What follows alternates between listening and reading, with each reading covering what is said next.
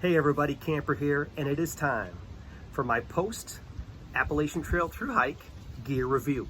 I'm going to be doing a 3-part video series. The first part is going to be all about my big 3, and that'll be today's video. And then I'm going to do a video about all the clothes that I wore, the different seasons, and then everything else, all the other miscellaneous gear that I used on my 2020 Appalachian Trail through hike. So stay tuned.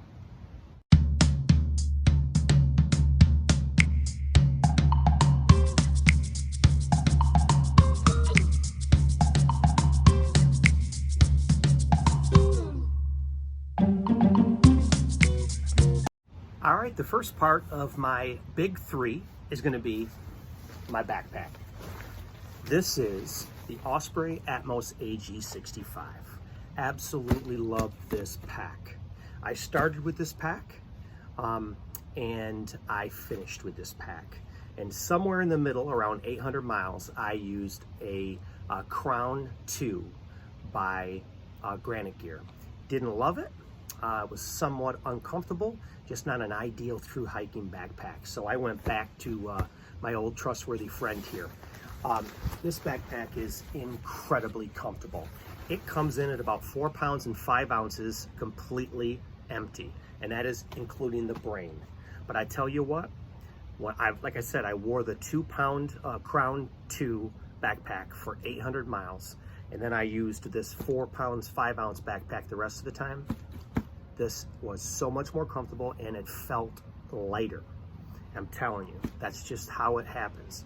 See, Sir Isaac Newton discovered gravity, and Osprey discovered anti-gravity. It's that good, folks. So let me just take you around the block here. This has very cushy, wide shoulder straps. Extremely ease of movement on the load lifters.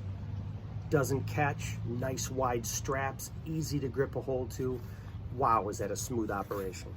What I also like about these wide straps is so much room to put extra stuff. Like right here, I have some shock cord and some little spring-loaded clips here that I used for my umbrella. And then on this side, I have the Z-Packs water bottle holder, and then again I have the shock cord and the spring toggle to hold that in place also. Very roomy hip area here in the hip belt pockets. Lots of room in there for your snacks and any other things that you want to carry. Just sets so nice on your hips. I can't tell you how comfortable this pack is. On the back, as you can see here, I have put all of my state stickers from the Appalachian Trail that I went through, and also my Appalachian Trail through hiker 2,000 miler rocker. Again, lots of storage, very comfortable pack. So next, I'm going to show you my sleep system.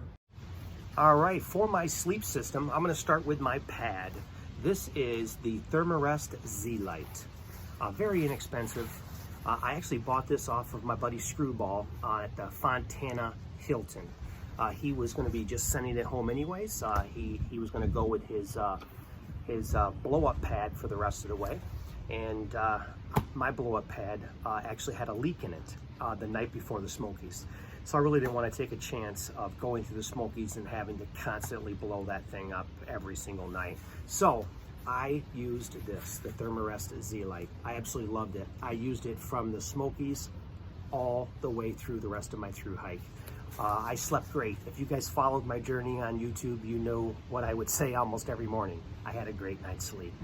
And this baby right here is one of the reasons why. So I definitely recommend the Thermarest Z-Lite. Next is going to be my sleeping bag. Now, I invested in the Enlightened Equipment Convert. Now, it's called a convert because it converts between a quilt and a sleeping bag. So most of your cottage company quilts, they don't have a zipper. All they have is just snaps and straps that go around your sleeping pad.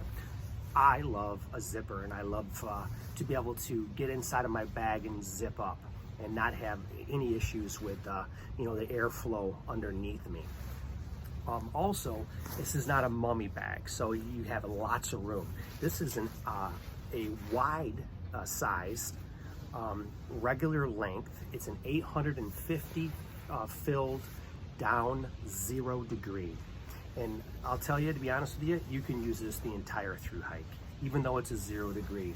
It's extremely warm when you need it, and it's also nice, cool, and comfortable when you need it. So I definitely recommend the Enlightened Equipment Convert. Now, every night, I always slept with my Sea to Summit thermal reactor sleeping bag liner. This improves the R value like up to like 15 degrees, it says, but it is so comfortable. The material is so soft. What I really love about this also is it kind of keeps the hiker funk from the inside of your sleeping bag, so that like I never had to wash my sleeping bag the entire Thru-Hike, not once. I used every time I would get to town and I would do laundry, I would just wash this. So definitely recommend getting yourself a sleeping bag liner, and go with the Reactor 15 degree if you're going to be starting in February or March. Just, you know, my opinion. For the cold nights in February and March, I slept a lot in these Booties. I got these from Enlightened Equipment. They're a little pricey. I think I paid $60 for this pair. And it's made out of the same material as my sleeping bag, same color and everything. But boy, did it keep my toes warm on some of those really, really cold nights in higher elevations. So definitely recommend these. I believe I sent these home in the end of May, and then I really didn't need them the rest of the way, but boy, I needed them in the beginning. So that is my sleep system. Next, it's gonna be my tent. So stay tuned. All right, next is gonna be my tent. I kept my tent, obviously inside of my backpack, but right here on the Osprey Atmos AG65 in the bottom, they call this the sleeping bag compartment. And a lot of people will use this for their sleeping bag. They'll load it in a waterproof bag and then put it in here. But I like to put my sleeping bag on the inside of my backpack, okay? So I have a compactor, a trash compactor bag on the inside. Always use the trash compactor bag, and I only needed 2 for the entire Thru-Hike total. But I always put my sleeping bag in first and then everything else on top of it, and it really compacted that down bag down real nice. So what I did is, in the sleeping bag compartment down here, I put my tent.